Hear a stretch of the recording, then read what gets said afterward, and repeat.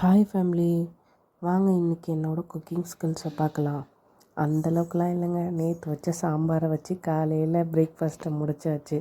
தோசை ஊற்றி ஹஸ்பண்டு நான் பாப்பா 3 பேரை சாப்பிட்டாச்சு. மதியத்துக்கு தான் என்ன பண்ணுறதுன்னு தெரியாமல் ரொம்ப நேரம் யோசித்து தட்டைப்பயிறு சாதம் பண்ணலான்னு பண்ணேன். ரொம்ப ஈஸிங்க.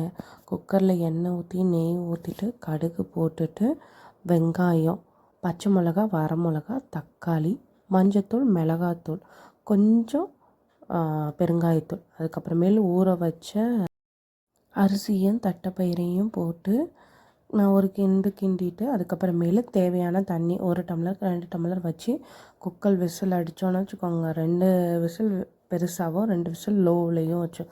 சூப்பராக இருக்குங்க. அடுத்தது மீன் மேக்கருங்க. இதுவும் ரொம்ப ஈஸி தான்.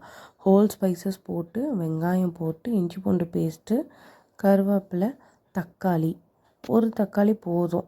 அதுக்கப்புறமேல் மீன் மேக்கர், அவ்வளோதான். வேறு சிக்கன் மசாலா கொஞ்சம், வீட்டு மசாலா கூட இருந்தால் கூட போட்டுக்கலாம், ஒன்றும் பிரச்சனை இல்லை. போட்டு உப்பு பார்த்துட்டு லைட்டாக தண்ணி ஊற்றி இது பண்ணி லாஸ்ட்டில் கஸ்தூரி மேத்தி போட்டு சாப்பிட்டு பாருங்கள். வேறு லெவலு. பாய்.